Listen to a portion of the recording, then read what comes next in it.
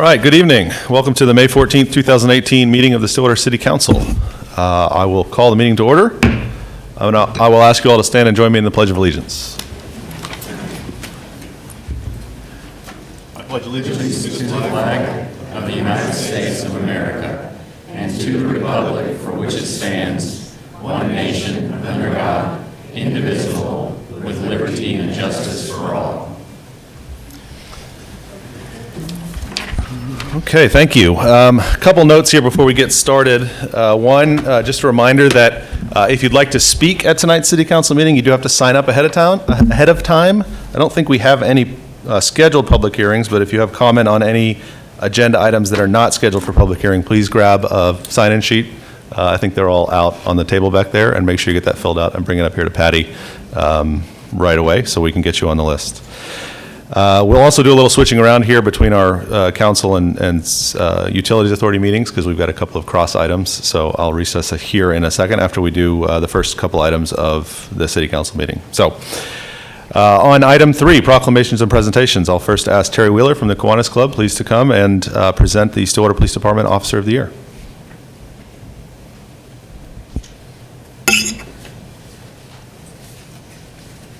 Thank you, Mayor. I'm Terry Wheeler, and this is Rex Largent. I represent the Stillwater Kiwanis Club. He represents the Stillwater Golden K Kiwanis Club. And we have a presentation. Ladies and gentlemen, in 1962, President John F. Kennedy declared or signed a proclamation which designated May 15th as Peace Officers Memorial Day, and the week in which that day fell as Police Week. Mr. Largent, can you speak into the microphone so we get that on TV? In the year of 2017, 206 officers were killed throughout the nation in the line of duty. 7 of those were in Oklahoma. In this year of 2018, year to date, 51 officers nationwide have died in the line of duty, and 1 of those have been in Oklahoma.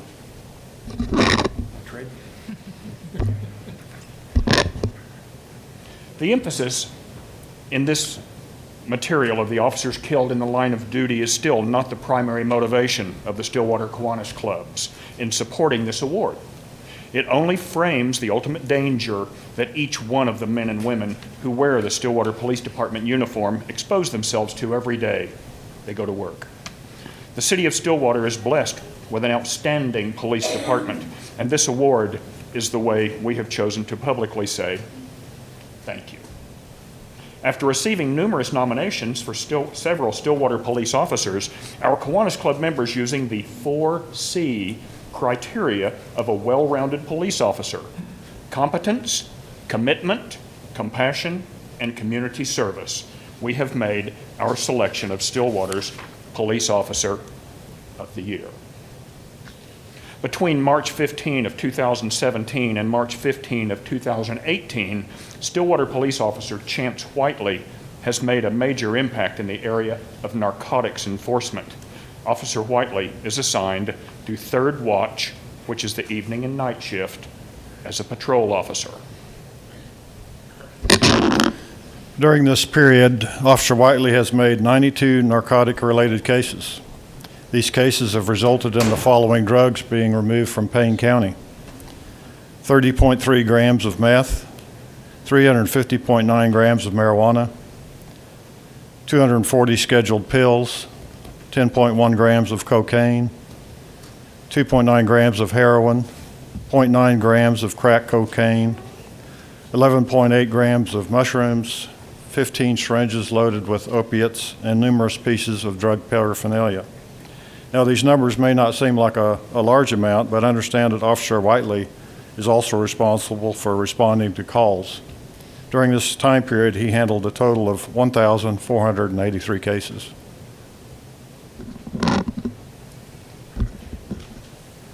Officer Whiteley attended the Association of Oklahoma Narcotic Officers conference this year, working to improve his skills through their many classes. He stays in close contact with the detectives who work narcotics full-time to ensure he passes on all the information, which can lead to a furtherance of the case. Officer Whiteley is also an active member of the Special Operations Team, which means he misses 2 days of work each month, plus at least 2 full work weeks per year, yet he is still able to outproduce the vast majority of the police department. Officer Whiteley's impact upon the street-level narcotics trade is astronomical.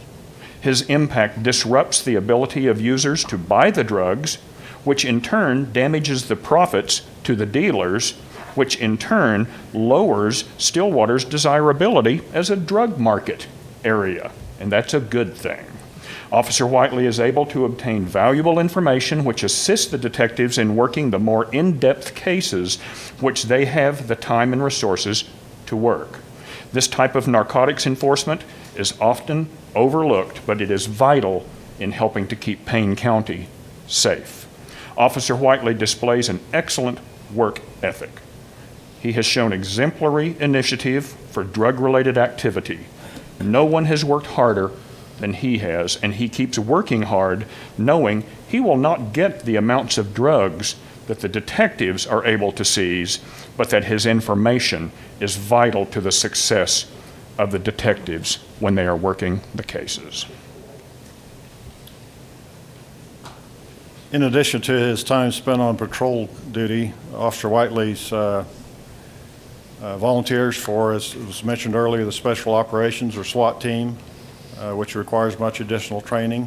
But he also spends a lot of time with local citizens, including community outreach, National Night Out, Citizens Academy, and additionally volunteers for police spending time with children, such as Christmas Shop with a Cop and the Cops and Bobbers fishing events with kids. Officer Whiteley spends most of his work time out of the public eye, but his negative impact on Stillwater's drug use and narcotics marketing and distribution has a very positive impact on Stillwater's public safety, its citizens, and visitors to our city. It is with this impressive display of the 4 C's that the Stillwater Kiwanis Clubs present the 2nd annual Police Officer of the Year Award to Stillwater Police Officer Chance Whiteley.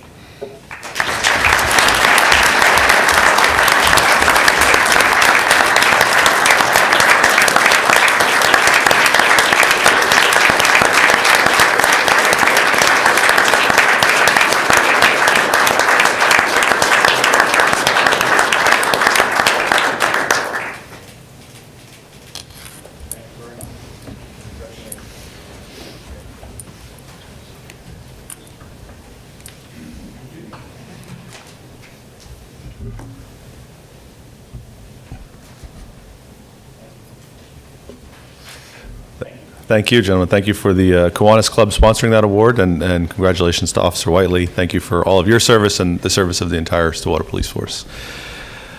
All right, I will move on to our additional proclamations from the podium.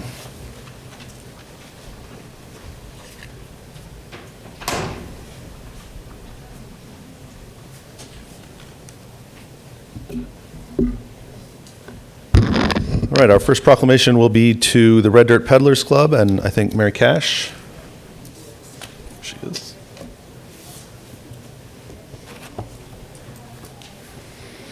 Thank you all for being here. Whereas the bicycle is a viable and environmentally sound form of transportation and an excellent form of recreation, and whereas creating a bicycle-friendly community has been shown to improve citizens' health, well-being, and quality of life, to boost community spirit, to improve traffic safety, and to reduce pollution and congestion. And whereas the education of bicyclists and motorists as to the proper and safe operation of bicycles is important to ensure the safety and comfort of all users. And whereas bicycling activities and attractions have great potential to have a positive impact on Oklahoma's economy and tourism industry and to stimulate economic development by making the state attractive to businesses and citizens who enjoy the out-of-doors and healthy lifestyles. And whereas the League of American Bicyclists, Red Dirt Peddlers, and Stillwater's Bicycle Club will be promoting bicycle safety and bicycling as a leisure activity, as well as an environmentally friendly alternative to the automobile during the month of May. And whereas all citizens are encouraged to support bicycling and participate in the events planned for the month of May, including the annual Bike to Work Week, May 14th through 18th, the annual Bike to Work Day on May 18th, and a Ride of Silence on May 16th, and a lunch on May 18th. Now therefore, I, William Joyce, Mayor of the City of Stillwater, do hereby proclaim the week of May 14 through 18, 2018 in the City of Stillwater as Bike to Work Week.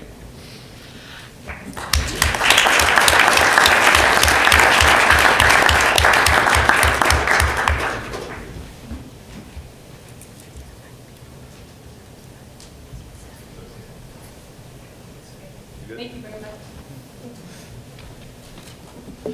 Thank you all. All right, next we'll move on to Payne County Youth Services. Angie Freeney. Thank you for being here. Whereas the youth of the City of Stillwater are our most precious resource and the hope for the future, all children deserve a safe, loving, and nurturing place to call home. And whereas foster families are unsung heroes that serve as the primary source of love, protection, and support to the abused and neglected children of Stillwater and Payne County. And whereas foster families who open their homes and hearts to children who are in crisis play a vital role in helping children and families heal and reconnect, thereby launching children towards a successful adulthood. And whereas there are approximately 10,000 children and youth in state custody in Oklahoma. And whereas there are numerous individuals and public and private organizations who work tirelessly to increase public awareness of the needs of children in foster care, as well as the enduring and valuable contribution of foster parents, and recognize that the foster care system is only as good as those who choose to be a part of it. Now therefore, I, William Joyce, Mayor of the City of Stillwater, do hereby declare May 2018 as Foster Care Month in the City of Stillwater and ask residents to consider extending their family to include fostering some of our most vulnerable children.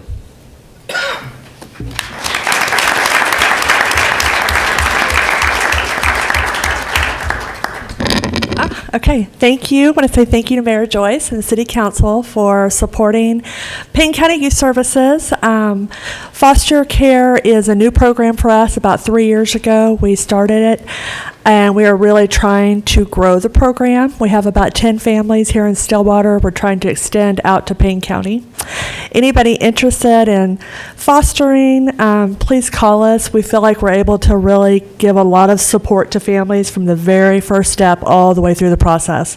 It can be really intimidating, but we will provide all the support you need, and we have, just in Payne County alone, about 150 kids that are needing foster homes right now, with 10,000 in the state of Oklahoma. So it's just a need that never goes away. So please call us if you're interested.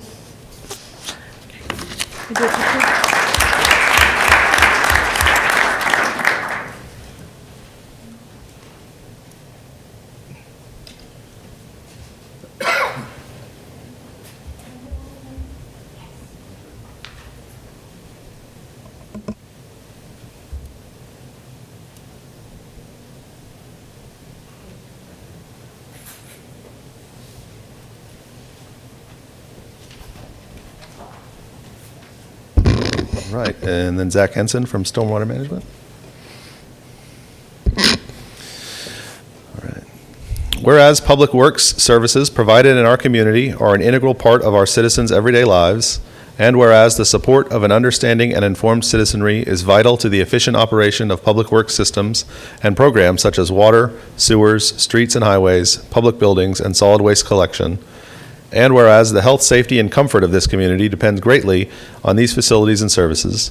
And whereas the quality and effectiveness of these facilities, as well as their planning, design, and construction, are vitally dependent upon the efforts and skill of public works officials. And whereas the efficiency of the qualified and dedicated personnel who staff public works departments is materially influenced by the people's attitude and understanding of the importance of the work they perform. Now therefore, be it resolved that I, William Joyce, Mayor of the City of Stillwater, do hereby proclaim the week of May 20th through 26th, 2018, in the City of Stillwater as Public Works Week, and call upon all citizens and civic organizations to acquaint themselves with the issues involved in providing our public works and to recognize the contributions which public works officials make every day to our health, safety, comfort, and quality of life.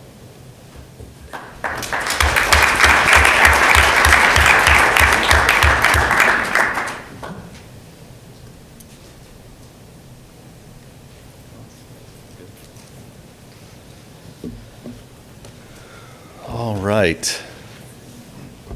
Linda, would you please join me?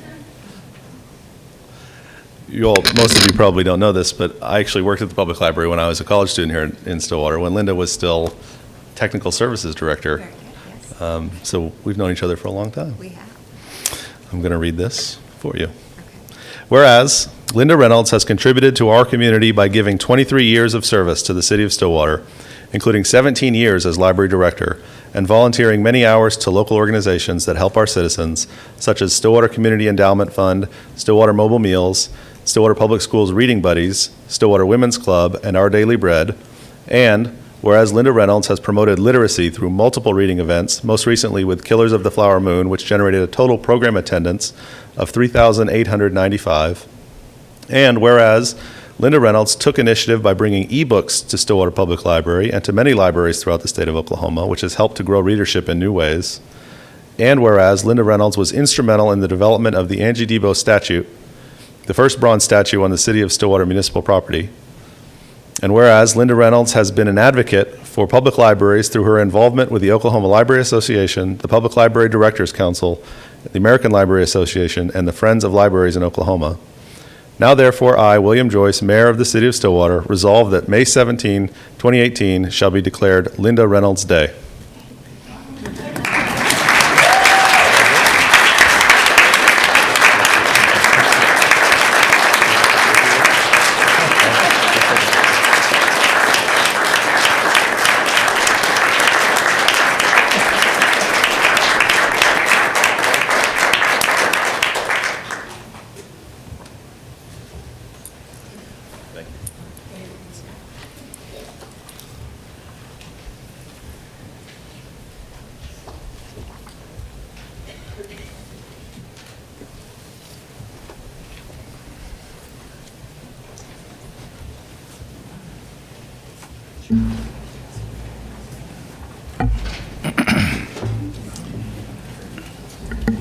Okay.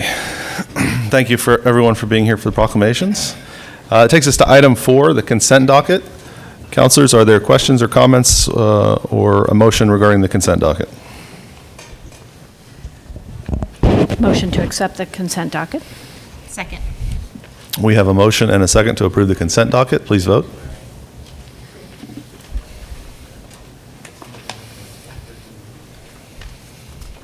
With a vote of 4-0, the consent docket is approved. Okay, at this point, I'm going to recess the City Council meeting and move over to the Utilities Authority meeting, and I will call the Stillwater Utilities Authority meeting for May 14, 2018 to order. And I will ask item 2 trustees, if you have questions, comments, or a motion on the consent docket. Motion to approve the consent docket. Second. We have a motion and a second to approve the consent docket. Please vote. With a vote of 4-0, the consent docket is approved.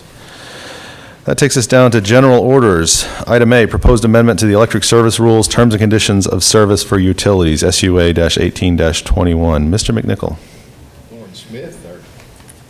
Lauren Smith, our electric utility director, will provide a report. Good evening, trustees. Lauren Smith, Electric Utility Director.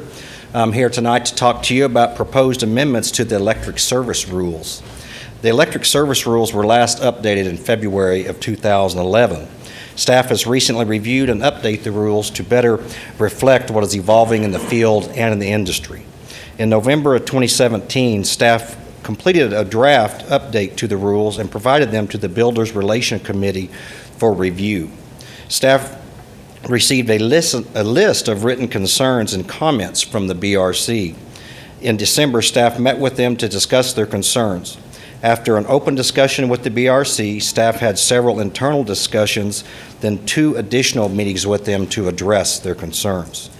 The final issues were addressed at the most recent BRC meeting. The collaborative process enabled both staff and the builders to positively address issues that had arisen since they were approved back in 2011. There were approximately 20 sections of the rules that were modified. Most were minor changes to update information to accurately reflect changes in practices or to address situations that have arisen since 2011. There were several sections that contained major updates that were generated from the BRC review and were included in the recommendation report. I do not have this report is for informational purposes only, and no action is required. Approval of the proposed amendments requires the adoption of a resolution that's before you tonight in this meeting and the City Council meeting. With that, I can answer any questions that you may have. I have staff here. This is quite a detailed document, and a lot of work went into it. So, I just want to say thank you, because obviously things have definitely probably changed since 2011, and then being able to have that collaboration between the BRC group and you guys, I think it's just a way to make it effective and make it a little bit more reasonable. So I appreciate the time and effort. It's good. thank you. We found it very beneficial as well. Trustees, any other questions? Thank you, Lauren.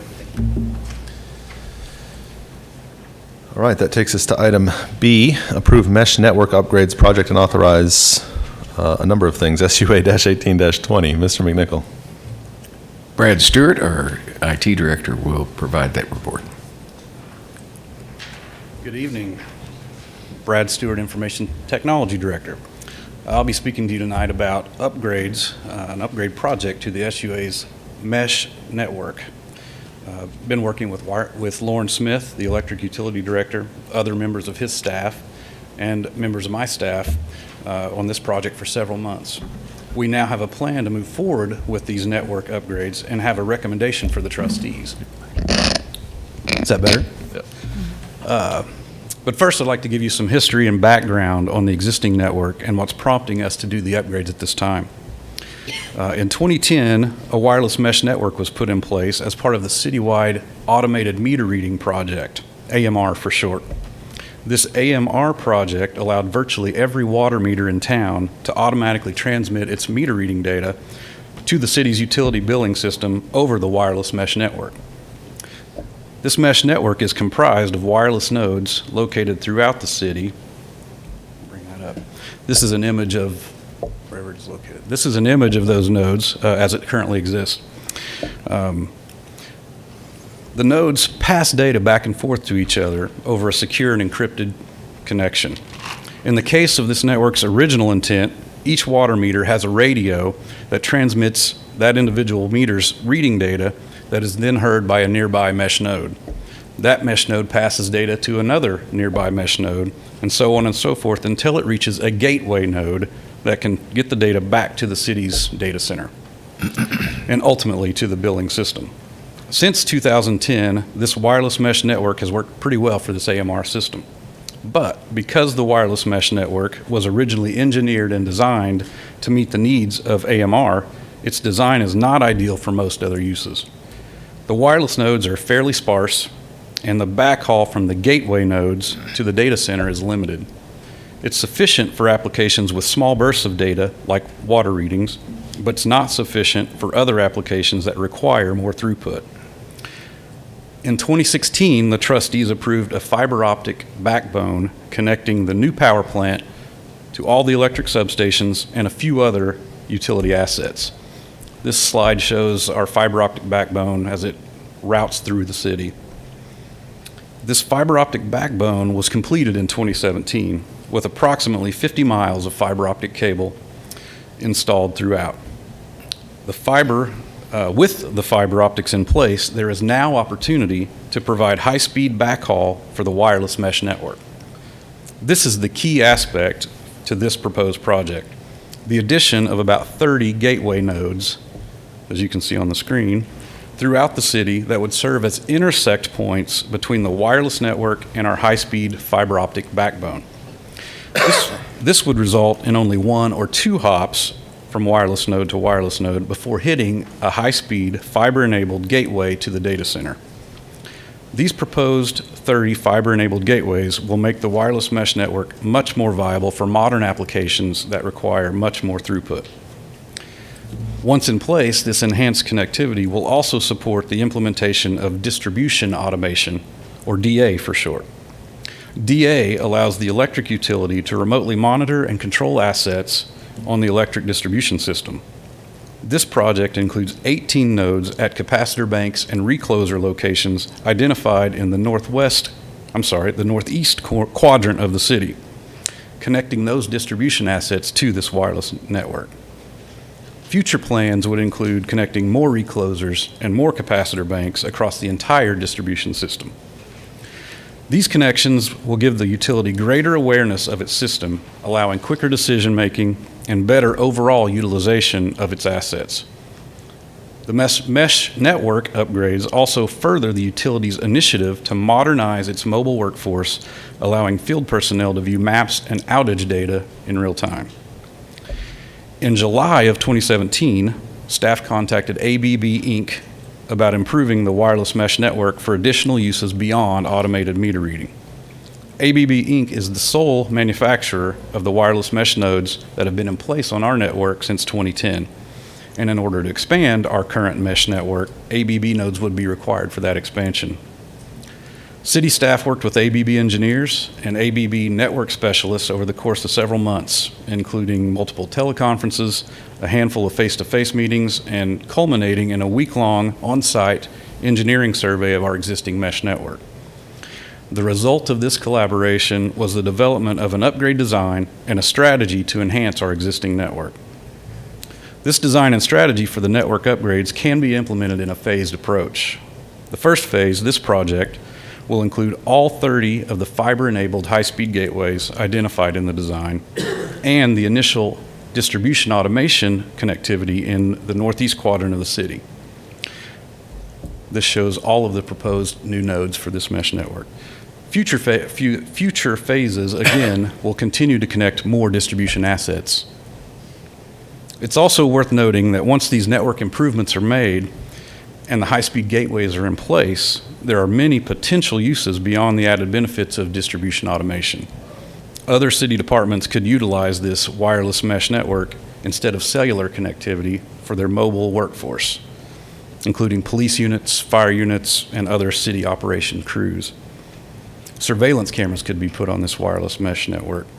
City assets with no wired connectivity could then be connected to this wireless network. Many opportunities may arise after implementing this network upgrade in this initial phase of the project. So there are really two components to this project. Component number one being the fiber optic work required to tap into our existing fiber optic backbone and connect the new gateway nodes. Component number two being the actual wireless mesh network upgrades, the installation of the nodes themselves, related equipment, and necessary services. So pricing for these two components is broken down by these two components, I should say. We've received a quote for the wireless mesh network upgrades, materials and labor, totaling $378,680. And we've also received a quote for the fiber optic work, material and labor, totaling $200,504. Staff has a recommendation, but I'd like to pause and take any questions if there are any. Trustees? Thank you for your clear explanation. Otherwise, I hope that didn't bore you too much. Yeah, no, it's not boring at all. It's No, fascinating. it is. And it really is fascinating, and I think probably only hampered by our own imagination, what can actually be done. True. Thank you.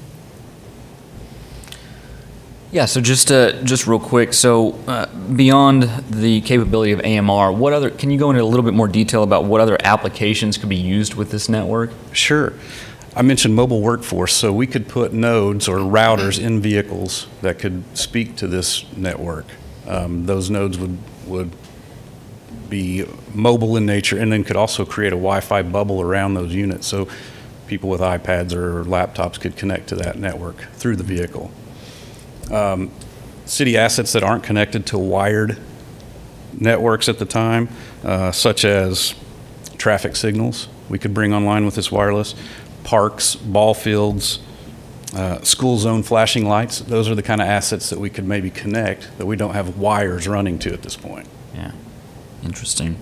I'm just, like, from a nerd standpoint, I'd be curious on all this, so. We're excited about it. Excellent. We'll hear your recommendations. Okay. Staff recommends that the trustees approve the proposed mesh network upgrade project, authorize a sole source purchase from ABB Inc. for mesh network equipment and installation services, authorize a purchase from Telco Supply Company for fiber optic material and installation services via state contract SW 1030, and authorize expenditures up to $637,103, including a 10% contingency, from the Electric Rate Stabilization Fund for this project. Trustees, any further questions? I would like to ask just quickly about the use of the rate stabilization fund for the funding. I don't know if that's your area or probably. Do we have other options? Why is this the best option in terms of where we get this money from? The best option, like Brad said, this is, we're rolling this out for distribution automation for the electric department. So it is the best use of the funds for that. I think there's a side benefit, and that's the other city items that can be implemented. Similar to the fiber optic loop that was built. I mean, that was the platform that we're going to be able to stack and build upon great things in the future. And so that's initially why we're using the RSF. And it won't have effect on our ability to respond to emergency items that may come up? I mean, how big of a chunk of the RSF are we taking out? Right, $630,000. There's approximately $12 million in the rate stabilization fund, but that's going to be dwindling a little bit as we get through some big projects that we have coming up next year. But there's plenty of funding in the RSF for this, and we believe it's the best use of the funds. Thank you. All right. Thank you all. Trustees, questions, comments, motions?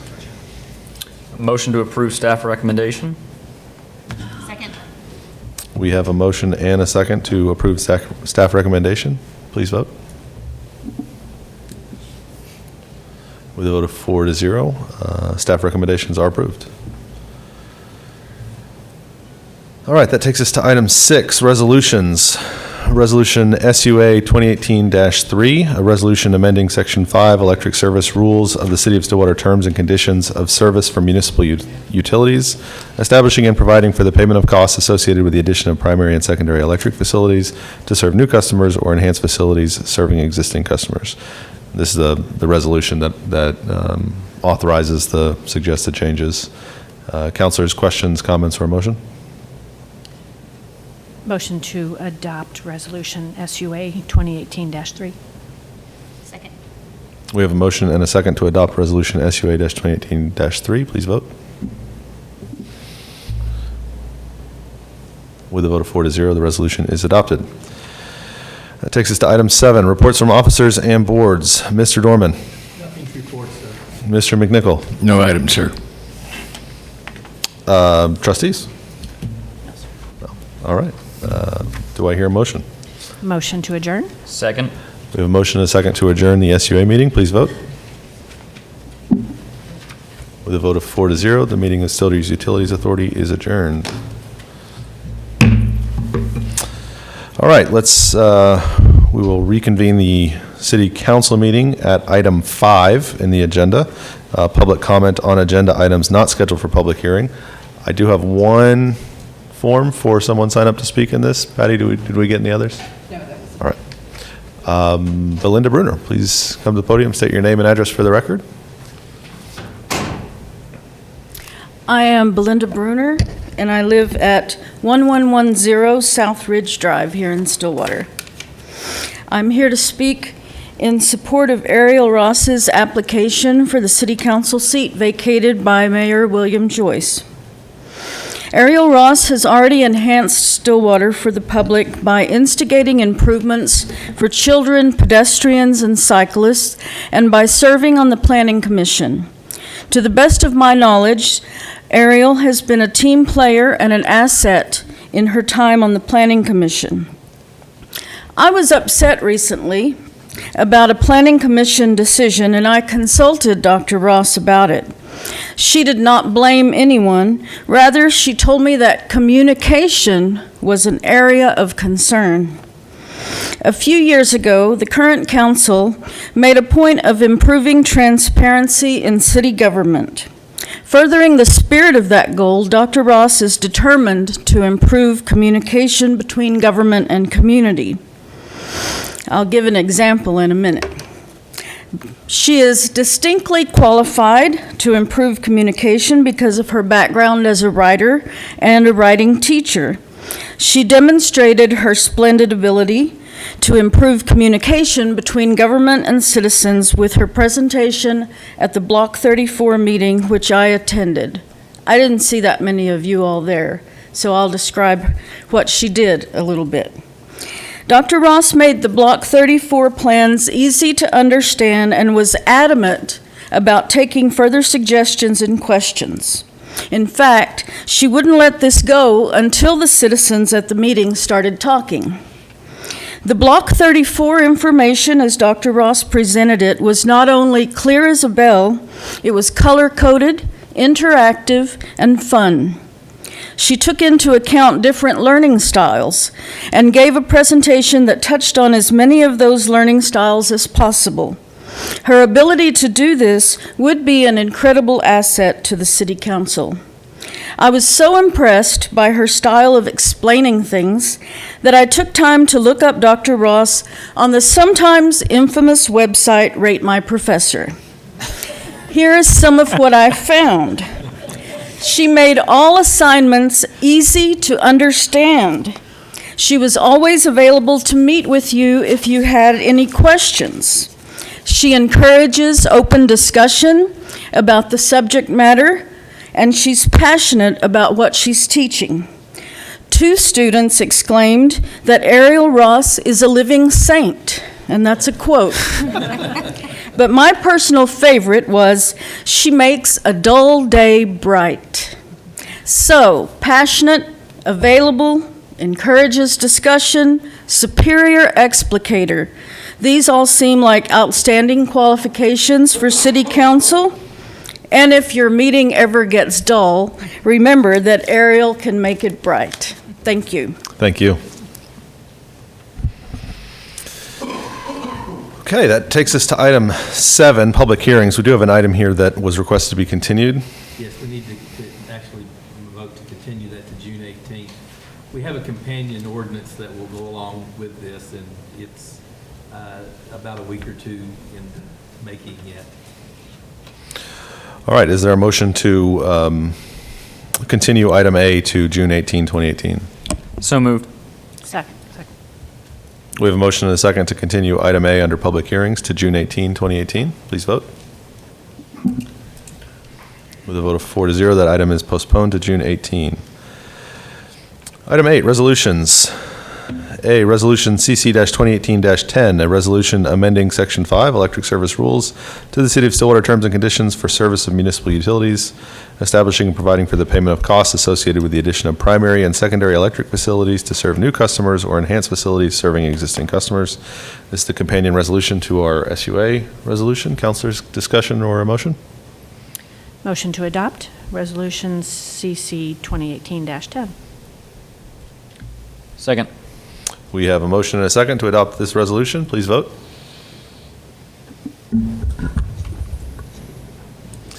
With a vote of 4-0, resolution CC-2018-10 is adopted.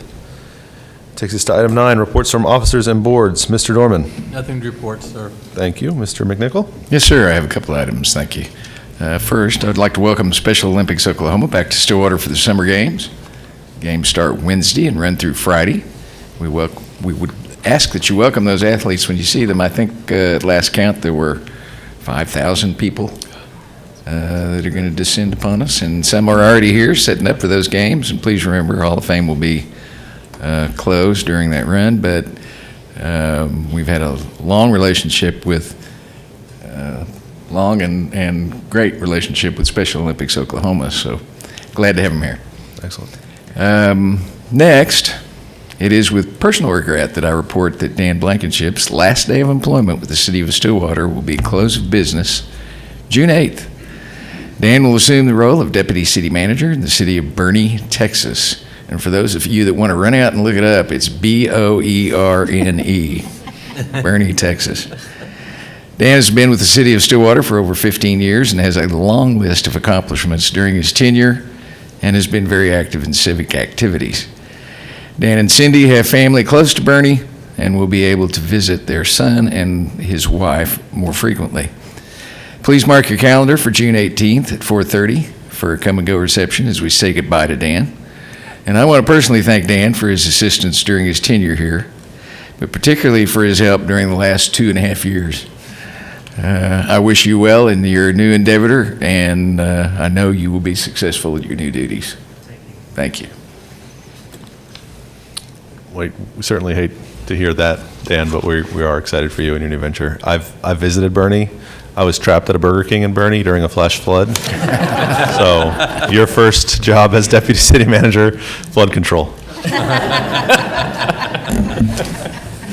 It is bad there. I expect, given your time here, we expect that to be solved very soon. Thank you very much. Councilors.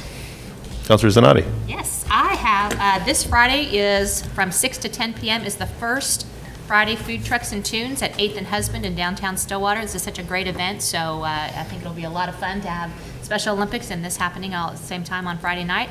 And another part of this event will be Touch a Truck as part of National Public Works Week. So come out, have some food, and have some fun. Excellent. Thank you. Vice Mayor? It's hard to believe that it's really this hot, but it is this hot. It's too hot, actually. But the splash pads are both open for the season. One splash pad is at Boomer Lake, and the other is at Southern Woods Park. They're open every day from 10 to 8 p.m., 10 a.m. to 8 p.m., depending on the weather. Bring the kids, bring yourself to cool off and have fun. They're great places. Yeah, absolutely. Thank you. Councilor Wedlake. All right, so Stillwater Volunteer Cleanup Event will be Saturday, May 26th from 9 to noon at Strickland Park, 313 North Main. For more information, you can go online at stillwater.org, or for details on how to volunteer.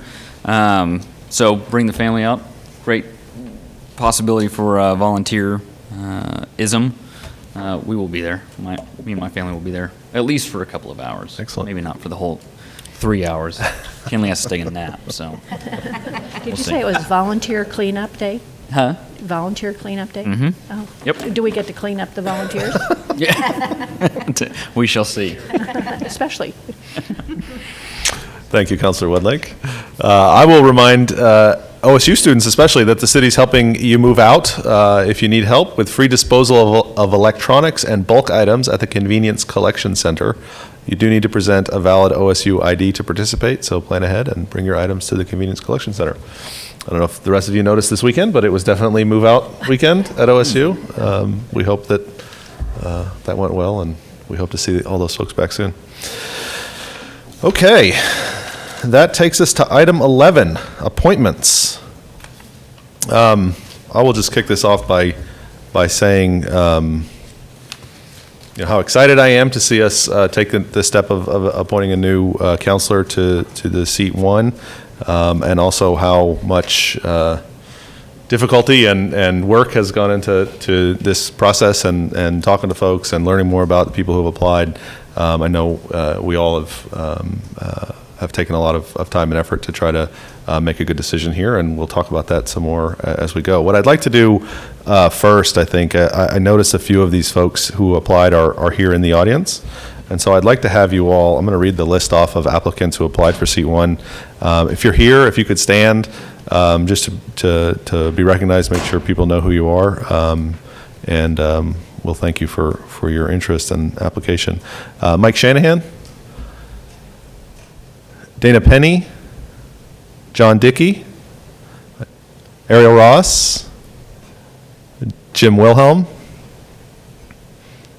Jamie Jordan, Brian Kahn, J.E. Tompkins, Randy Edelvik, Foster Prescott,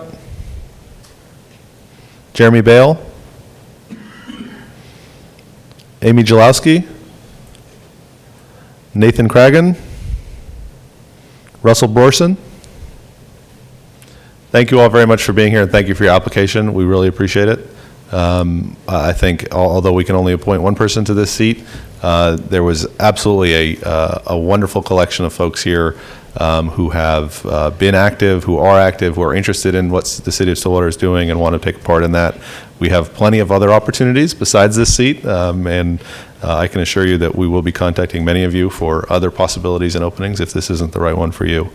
I got probably 75 emails over the last few weeks just on this issue, recommending people, one person or another.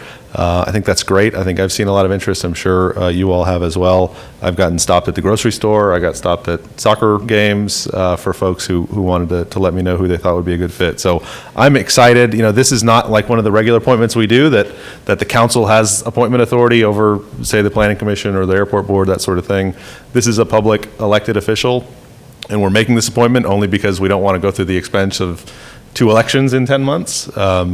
So it's a more of a convenience than it is really our prerogative. And so I wanted to have the public as involved as possible in this appointment process. And I feel like, I would love to hear from each of you whether you feel like there was time and effort made from a public perspective to get their input.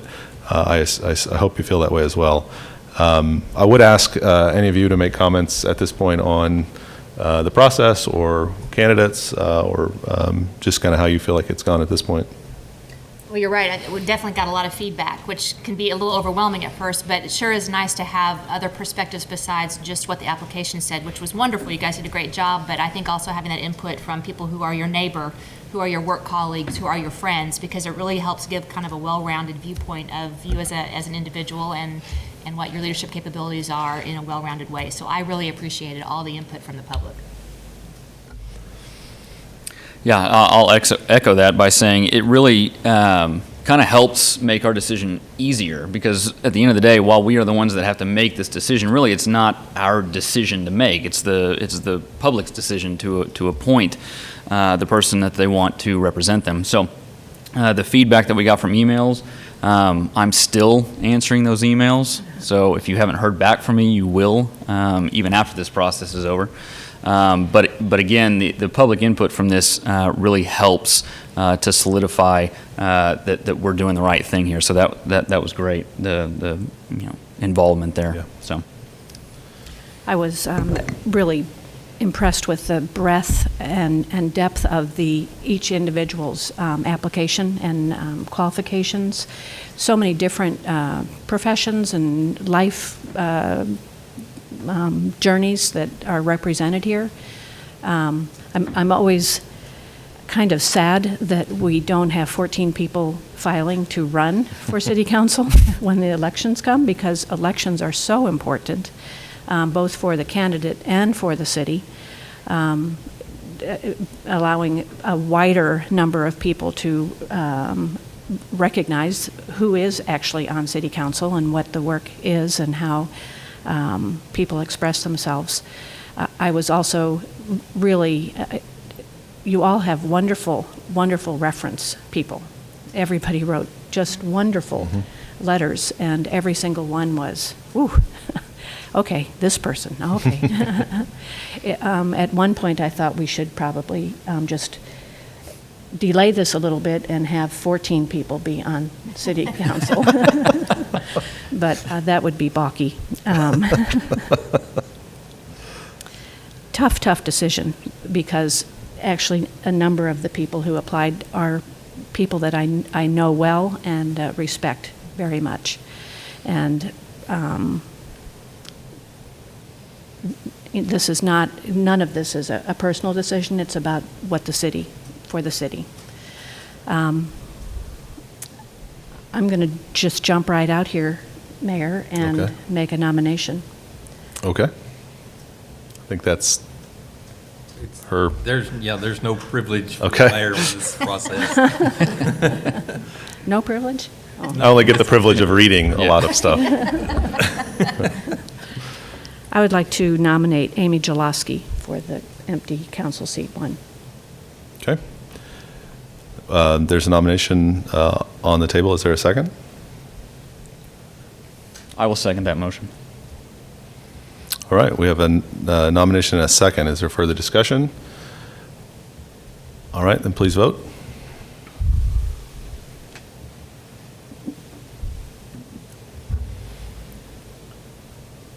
With a vote of 4-0, Amy Jalowski is appointed to seat 1, Stillwater City Council. Thank you again, everyone. Again, this process is a difficult one for us and takes a lot of time and energy to read through and to make sure we're trying to do what's right.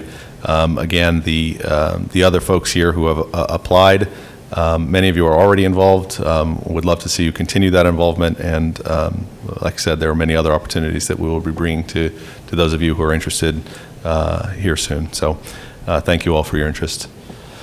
Amy, we'll see you in a couple weeks. All right, that takes us.